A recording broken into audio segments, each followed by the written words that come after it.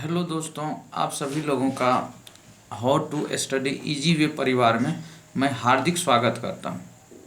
आप सभी लोगों को पता है कि मैं प्रतिदिन मॉर्निंग में 7 AM में मॉडर्न इंडिया को लेकर के अभी आ रहा हूं, वो भी लाइव सेशन में, और रात्रि 8 बजे करेंट अफेयर्स के मुद्दे में आप सभी लोगों से मिलता हूं।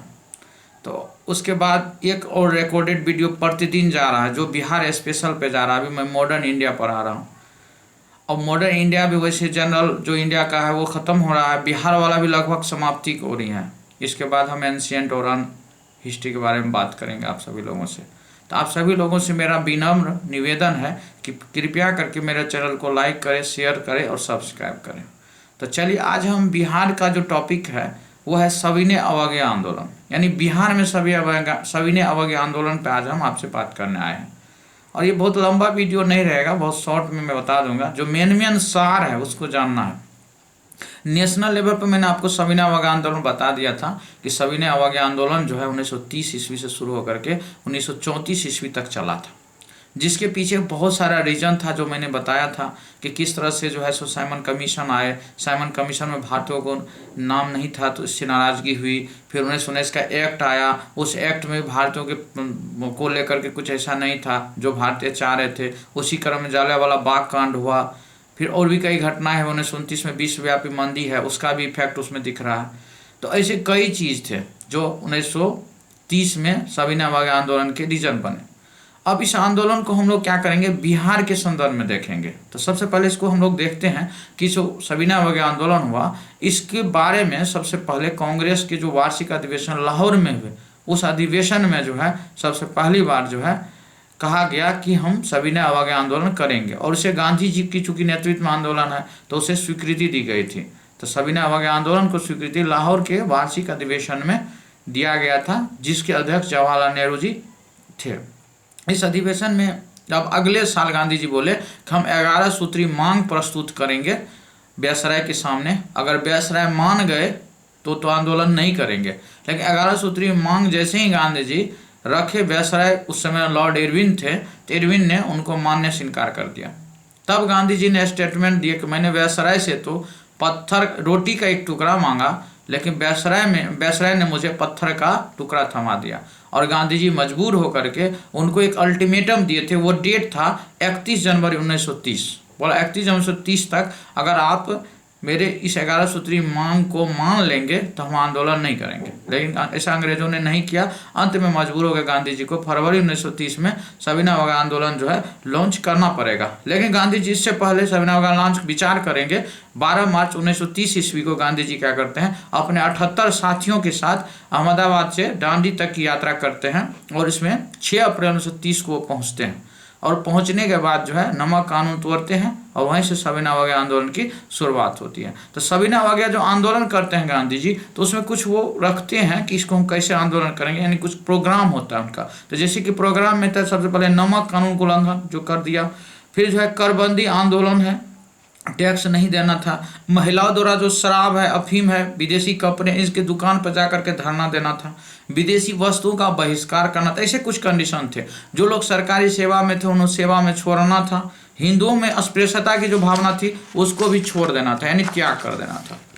अब देखिए, एक पॉइंट यहाँ से आपको फैक्ट के तौर पर ध्यान में रखना है कि गांधी जी जो 78 साथियों के साथ दांडी मार्च किए थे, उसमें बिहार के एक व्यक्ति थे गिरिवरधारी चौधरी। कौन थे? बिहार के गिरिवरधारी चौधरी, जो आपको ध्यान रखना है। बाय द वे क्वेश्चन पूछ ले कि बिहार से उसमें कौन थे, तो ये गिरिवरधारी चौधरी थे। अब देखिए, 5 मई 1930 ईस्वी को गांधी जी जो है गिरफ्तार हो जाते हैं और उसके बाद करबंदी को भी वो कार्यक्रम के रूप में शामिल कर लिया जाता है। तो करबंदी भी एक शामिल हो गया इसके कार्यक्रम में। अब देखिए, बिहार में स्वाभाविक है जो देश में होगा वो बिहार में होगा। तो बिहार में 6 अप्रैल 1930 को नमक सत्याग्रह शुरू करने की तिथि निश्चित कर दी गई। और इसमें राजेंद्र प्रसाद ने आंदोलन की रूपरेखा तैयार की। कौन किया? राजेंद्र प्रसाद। फिर जवाहरलाल नेहरू जो है इस संबंध में 31 मार्च से लेकर 3 अप्रैल 1930 ईस्वी तक बिहार प्रांत का दौरा किया था जवाहरलाल नेहरू। और जब वो दौरा किया तो फिर बिहार में कहा कि भाई यहाँ तो नमक का बनेगा कैसे, समुद्र तो है नहीं। तो लोगों ने दिमाग लगाया कि समुद्र नहीं तो क्या हुआ, नमकीन मिट्टी को खौला दिया पानी में। नमकीन मिट्टी को खुलाकर यहाँ पे जैसे पटना में, सारण में, चंपारण में, मुजफ्फरपुर में, शाहाबाद में सब जगह नमक कानून को इस तरह से बना के उल्लंघन किया गया नमक बना करके। और जो मुजफ्फरपुर जिला है, यहाँ 7 अप्रैल 1930 ईस्वी को वहाँ राम दयालु सिंह जी थे, जनकधारी प्रसाद जी थे, ठाकुर रामनंदन सिंह थे, इसके नेतृत्व में वहाँ सत्याग्रह शुरू किया गया। कभी कभी क्या होता है, लोकल लेवल पे सवाल चल जाता है डिस्ट्रिक्ट में, तो थोड़ा सा मैं कुछ इंपॉर्टेंट फैक्ट्स आपको बता रहा हूँ, उसको आप नोट कर लीजिएगा तो एग्जाम में गलती नहीं होगा आपको।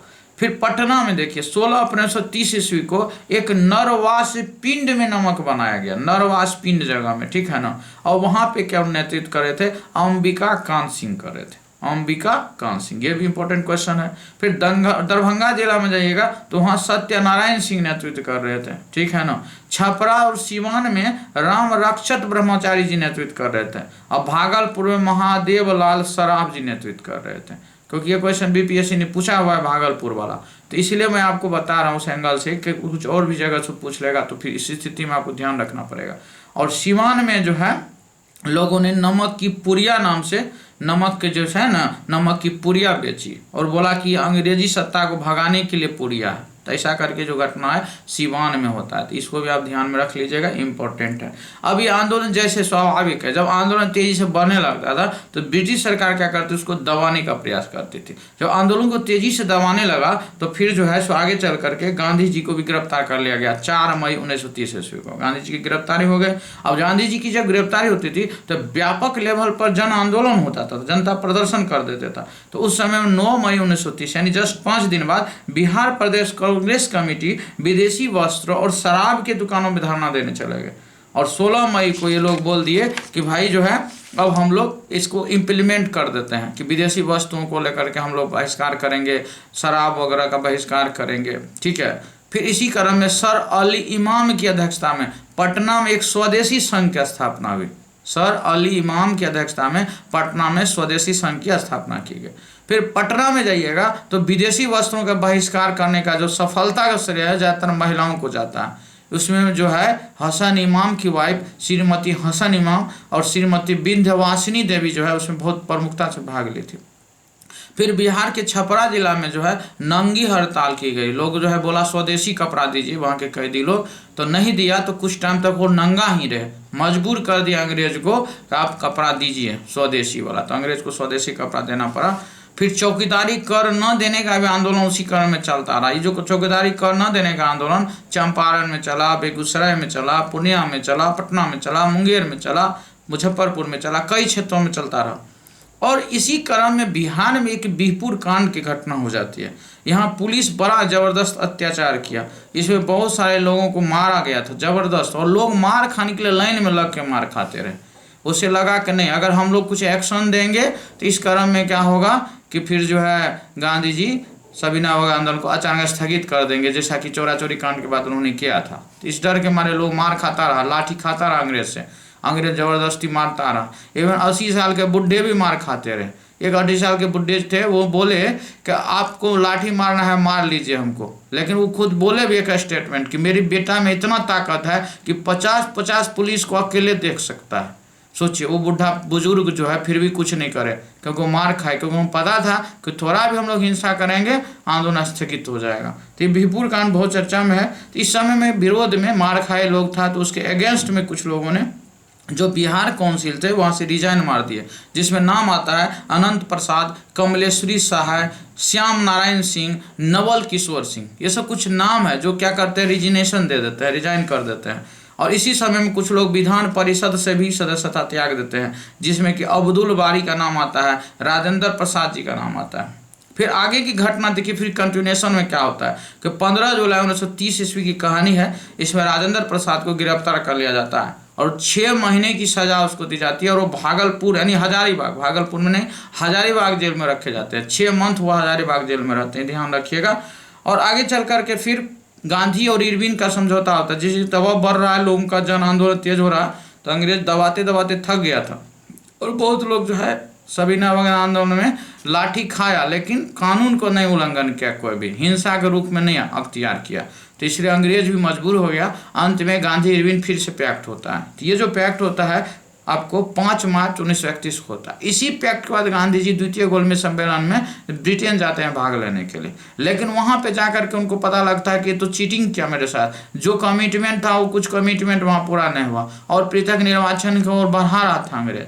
इससे जो है सो बात नहीं बनी गांधी जी वापस आ गए। वापस आने के बाद फिर से वो आंदोलन को नेतृत्व कर दिया। फिर अगले साल 1932 में आंदोलन को शुरुआत मंथ में जनवरी में ही शुरू कर दिए। तो फिर 4 जनवरी 1932 को पटना में राजेंद्र प्रसाद जी, ब्रज किशोर प्रसाद, मथुरा प्रसाद जैसे ही आंदोलन शुरू हुआ इसकी गिरफ्तारी हो गई। फिर 26 जनवरी 1932 को एक बार फिर से बिहार में स्वाधीनता दिवस मनाया गया, क्योंकि कठोर दमनात्मक चल रहा था कार्यक्रम, इस समय लोग अपना बना रहे थे स्वाधीनता दिवस बिहार में। और बिहार में जो आंदोलनकारी है, कुछ जगह गोलीबारी कांड हुआ, जैसे मोतिहारी में गोलीबारी कांड हुआ, बेगूसराय में हुआ, रोसड़ा में हुआ, तारापुर में हुआ। यहाँ पुलिस गोलीबारी में कई आंदोलनकारी शहीद हो गए। अब अंग्रेज के ऊपर दबाव पड़ रहा था, सोचा अब अध्यादेश पास कर देते हैं। तो इसलिए स्थिति में जो स्थिति भयावह हो रही थी तो अंग्रेज क्या किया, अध्यादेश जारी कर दिया। इसी दौरान में ब्रिटिश प्रधानमंत्री थे रेमजे मैकडोनाल्ड, वो क्या किए, कम्युनल अवार्ड लेकर आए। कम्युनल अवार्ड में कहीं न कहीं जो है वो भारत में सांप्रदायिकता को विस्तार देना चाहते थे। इससे गांधी जी नाराज हो गए थे और उसने फिर कहा कि नहीं, अब हरिजन को लेकर चलना पड़ेगा। तो गांधी जी यहाँ से हरिजन के उत्थान में काम करने लगे।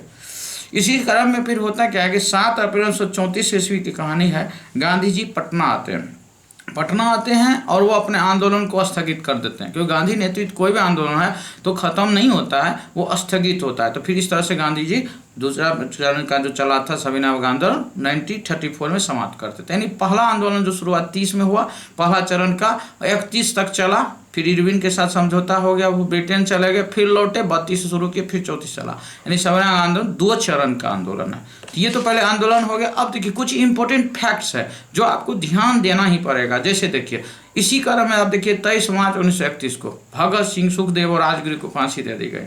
इसी क्रम में बिहार में अब इसको फांसी दिया तो पूरे बिहार वासी भी जगे हुए थे। तो 26 मार्च को यानी 3 दिन बाद 26 मार्च को पूरे बिहार में हड़ताल हुई और यहाँ जोशीले अंदाज में जो भाषण दिए कृष्ण सिंह थे, श्री कृष्ण सिंह और जगत नारायण लाल, ये दोनों जो है बहुत जोशीले अंदाज में भाषण दिए थे। तो इस पॉइंट को आप दिमाग में रख सकते हैं। दूसरा, मुंगेर के गोगरी थाना में सविनय अवज्ञा आंदोलन के दौरान 14 महिलाओं को धरना देने और जुलूस निकालने के क्रम में क्या हुआ, गिरफ्तार कर गया। इसमें बहुत सारी महिलाओं यानी कि सविनय आंदोलन में महिलाओं की बहुत बड़ी भूमिका थी। महिलाएं एकदम सामने आए, महिलाओं का ताकत लगा लोगों को, जैसे बिहार की महिलाएं भी सामने आ गए। सोचिए कहीं साधारण बात नहीं थी। उसके बाद गांधी जी सविनय आंदोलन को 7 अप्रैल 1934 को स्थगित कर दिए, जो अभी बताए थे।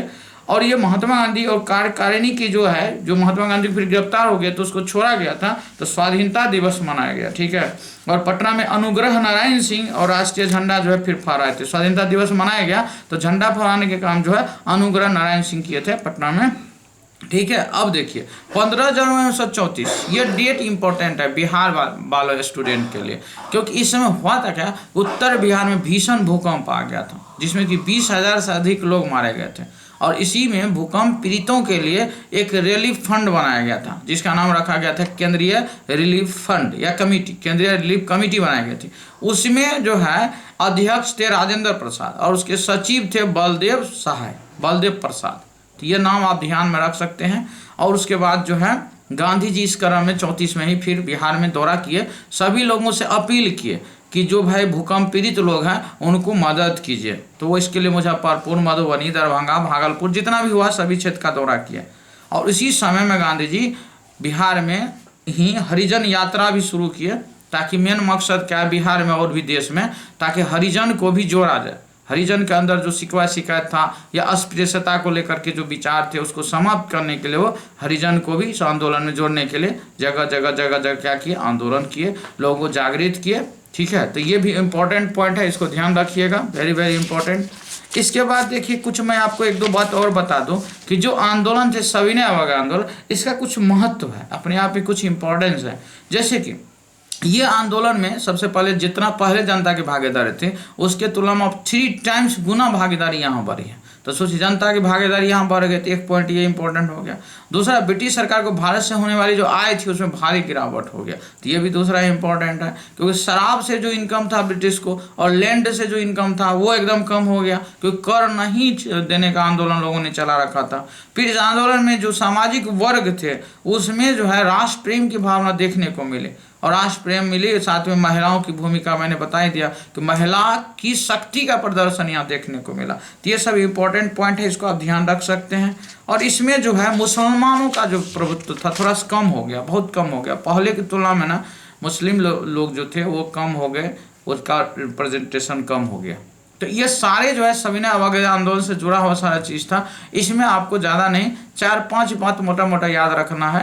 बिहपुर कांड को याद रखना है। बिहार में जो है नमक को लेकर के जो बताए मिट्टी को खोलाया गया, उस तरह से बनाया गया। फिर छपरा जेल की कहानी को याद रख लेना है। चौकीदारी टैक्स नहीं देने का जो है सो ये बात है। तो मोटा मोटा इससे जुड़े हुए 3-4-5 नाम आपको मेन रूप से ध्यान में रख लेना है, बस काफ़ी है। बाकी नेशनल में जो आप सविनय अवज्ञा आंदोलन पढ़े ना वही है, वही कारण है, वही सब कुछ है। कारण थोड़े बदल गया, बस यहाँ जगह बदल गया। तो चूंकि व्यक्ति जो है वहाँ के लोकल आ गए तो उसको थोड़ा ध्यान में रखना पड़ता है। एग्जाम में जब बैठिएगा तो व्यक्ति दे देगा तो कन्फ्यूजन हो जाता है। इसीलिए मैं आपको बिहार स्पेशल के एंगल से बता रहा हूँ। वहाँ नेशनल में लेके आते तो फिर खिचड़ी होता, इसलिए सेपरेट कर दिया गया। तो चलिए आप सभी लोग इसको अच्छे से देखिएगा और एक माइक्रो नोट बना लीजिएगा। हम भी नोट भेज देंगे आप लोगों को, लेकिन थोड़ा मैंने कल वीडियो बना के बताया था, थोड़ा जूझिए, अपने से जूझना चाहिए, तभी एग्जाम में ना आपका किया हुआ मेहनत वहाँ पे आएगा याद। नहीं तो हम बता के नोट दे देंगे, आप नोट मेरा देख के पढ़ लेंगे, अपना से कुछ नहीं करेंगे, फिर याद वाद नहीं आता है। तो इसलिए नोट बना लेना चाहिए माइक्रो, मेरा यही सजेशन होगा। तो चलिए थैंक यू, फिर हम आगे बात करते हैं।